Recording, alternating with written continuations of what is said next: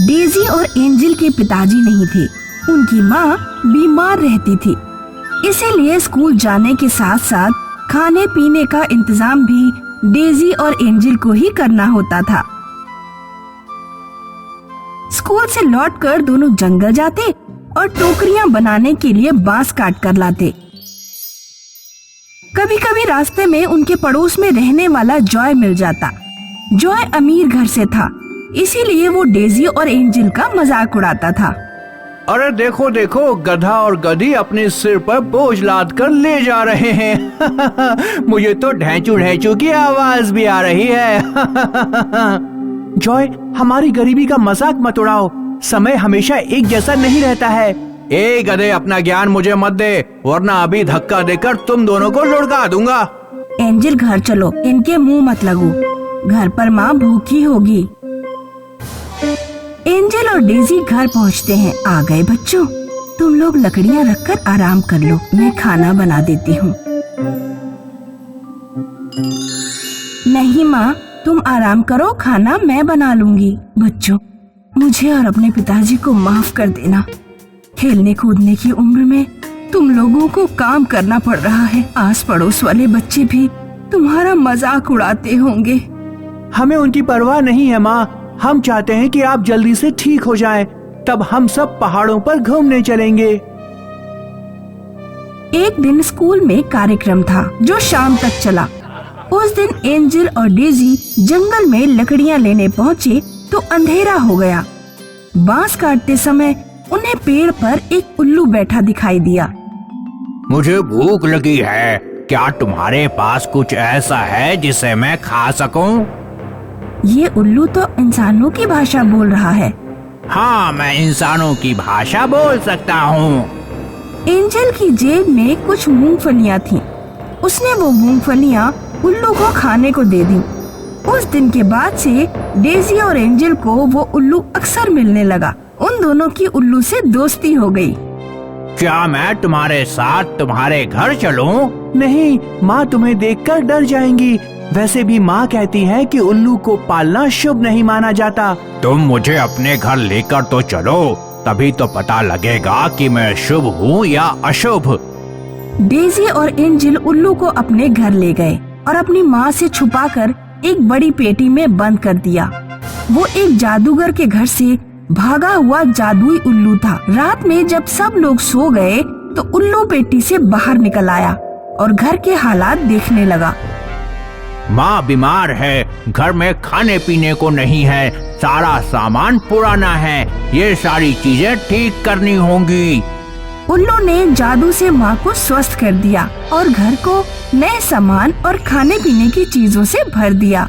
सुबह जब माँ सोकर उठी तो उसे अपना घर पहचान में नहीं आ रहा था। एंजल, डेजी, उठो, लगता है हम किसी और के घर में आ गए हैं। अरे, इतने सारे फल और मिठाई कहाँ से आए? और हमारे घर में फ्रिज, टीवी, वॉशिंग मशीन, इतना सारा सामान कहाँ से आया? डेजी और एंजल ने जिंदगी में पहली बार पेट भर के खाना खाया और टीवी पर फिल्म भी देखी।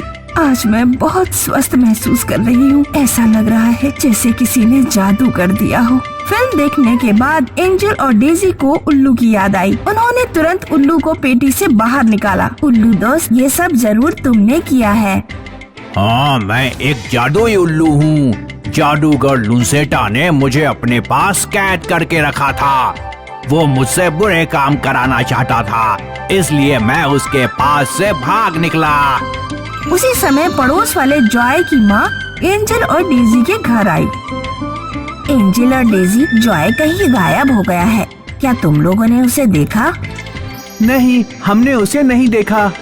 जॉय के साथ गांव के और बच्चे भी गायब हुए हैं। सारे लोग पुलिस के पास जा रहे हैं।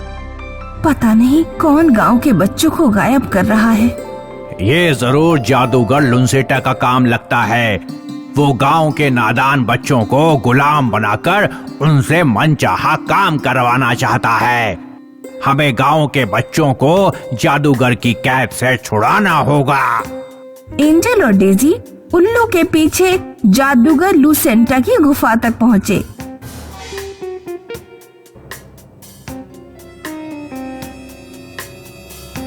एंजल और डेजी लुसेटा जादूगर की सारी शक्तियाँ उसकी छड़ी में हैं। मैं जादूगर का ध्यान भटकाऊंगा। हमें किसी भी तरह जादूगर की छड़ी को तोड़ना होगा। उल्लू ने एक मंत्र पढ़ा, तब गुफा का दरवाजा खुल गया। तीनों लोग अंदर जाकर एक पत्थर के पीछे छिप गए।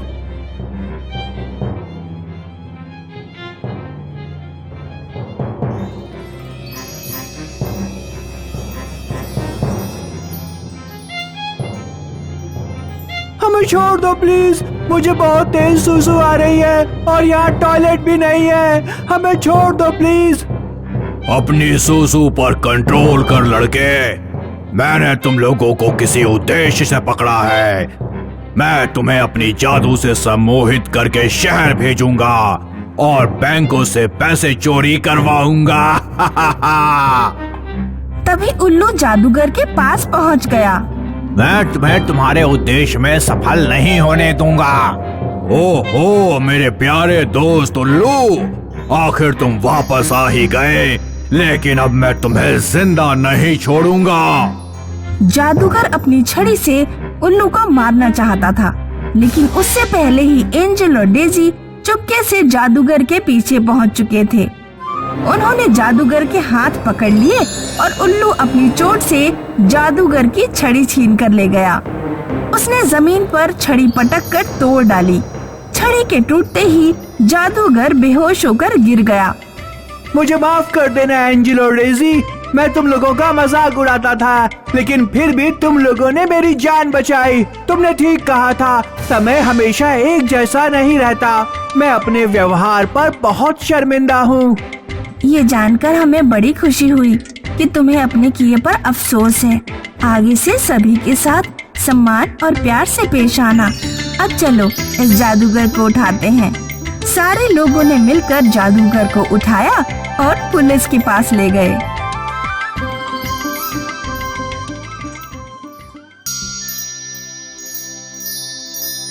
दलदलपुर नाम के गांव में रमेश नाम का दूध वाला रहता था। रमेश भैंसों का दूध निकालता और दूध के कैन कंधे पर उठाकर हाईवे किनारे रख देता। किराए की गाड़ी आती और दूध उठाकर ले जाती। कैन के साथ चलते हुए कई बार रमेश गिर जाता और दूध बह जाता, लेकिन फिर भी रमेश डटा रहा, क्योंकि दूध बाहर पहुंचाने के लिए उसकी खुद की गाड़ी नहीं थी। इसीलिए वो किराए की गाड़ी पर डिपेंड था। रमेश का एक नौजवान बेटा था धनुष। धनुष शहर में ऑटोमोबाइल इंजीनियरिंग की पढ़ाई करता था। एक दिन सुबह तबीयत खराब होने की वजह से रमेश नींद से लेट उठा और टाइम देखकर चकरा गया। कल से सीने में दर्द हो रहा है। दूध निकालकर हाईवे पहुंचाना है। गाड़ी वाला रुकेगा नहीं, क्या करूं? रमेश ने दम लगाकर भैंसों का दूध निकाला और केन में भरकर केन हाईवे किनारे रखने लगा। सीने का दर्द बढ़ता गया, फिर भी वो डटा रहा और सारे केन हाईवे पहुंच गए। टाइम तो कब का निकल गया, फिर गाड़ी क्यों नहीं आई? हाईवे से रमेश का पड़ोसी टहलते हुए आ रहा था। रमेश को देखकर पड़ोसी बोला, अरे रमेश, गाड़ी तो कब की निकल गई। क्या कह रहे हो भैया? हाँ, ड्राइवर बोल के गया मुझे, उसे जल्दी जाना था। तुम्हें दूसरी गाड़ी का इंतजाम करने को बोला है। पड़ोसी चला गया और इधर रमेश के हालात बिगड़ गए। हे भगवान, अब दूध शहर कैसे पहुंचेगा? दूध नहीं पहुंचा तो कल से शहर वाले दूध बंद कर देंगे। रमेश रोने लगा और उसके सीने का दर्द बढ़ने लगा। अचानक उसे दिल का दौरा पड़ा और रमेश सड़क पर तड़प तड़प कर मर गया। रमेश का अंतिम संस्कार करने धनुष शहर से गांव आया था। धनुष की माँ लगातार रोए जा रही थी। धनुष भी काफी सदमे में था।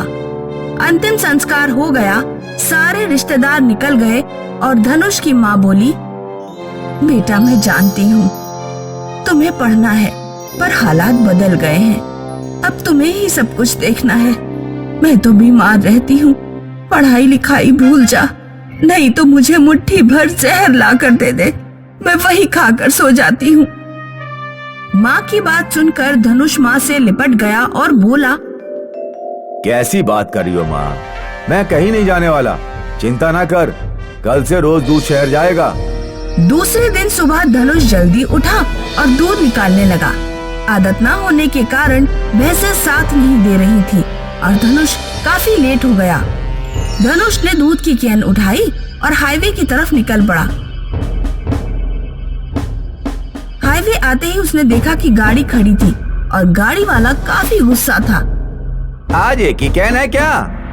नहीं भैया, 20 और हैं, तो सर पे उठाकर लेके जा, मेरे पास इतना वक्त नहीं है। धनुष हाथ जोड़कर गिड़गिड़ाने लगा, लेकिन गाड़ी वाला नहीं माना। रोज का नाटक है तुम्हारा, तुम्हारा बुढ़ा भी रोज लेट था, मैंने सोचा टपक गया तो भला टली, वो टपका नहीं कि तू हाजिर हो गया। ये सुनकर धनुष को गुस्सा आया और गाड़ी वाले को गाड़ी से खींचकर पीटने लगा। तभी पड़ोसी आया, उसने झगड़ा सुलझाया और गाड़ी वाला निकल गया। अब इसके गाड़ी में कभी दूध नहीं भेजूंगा चाचा। तो गाड़ी खरीद ले, पैसे कहाँ हैं? पैसे किस लिए चाहिए? ऑटोमोबाइल किया है ना, तू कुछ भी कर सकता है। ये सुनते ही धनुष शांत हो गया और बोला, आज दूध बेकार गया, लेकिन कल दूध बेकार नहीं जाएगा, देखना चाचा, मैं रातों रात गाड़ी खड़ी कर दूंगा।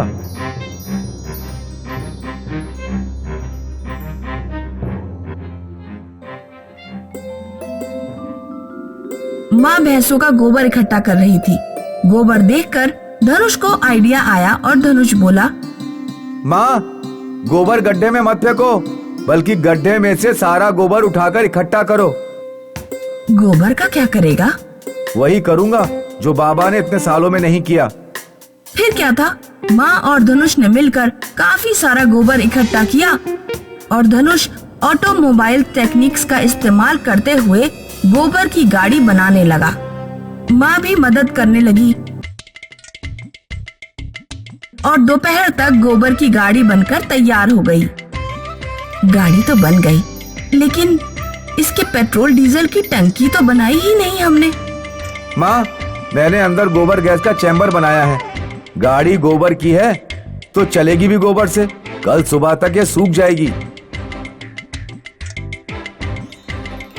दूसरे दिन सुबह धनुष और माँ ने देखा गोबर गाड़ी सूख गई है। फिर क्या, उन्होंने भैंसों का दूध निकाला और कैन में भरकर सारे कैन गाड़ी में रख दिए। फिर धनुष गाड़ी में बैठ गया, गाड़ी स्टार्ट की और मीठी आवाज करते हुए गोबर गाड़ी स्टार्ट हुई। फिर गाड़ी लेकर धनुष हाईवे की तरफ निकल गया। इधर हाईवे पर गाड़ी वाला धनुष की राह देख रहा था। आ जाएगा तो गाड़ी के नीचे कुचल दूंगा। तभी अचानक उसने देखा कि धनुष गोबर गाड़ी में दूध लेकर आ रहा है। गाड़ी वाले की आंखें फटी की फटी रह गई और धनुष गोबर गाड़ी के साथ सामने से निकल गया।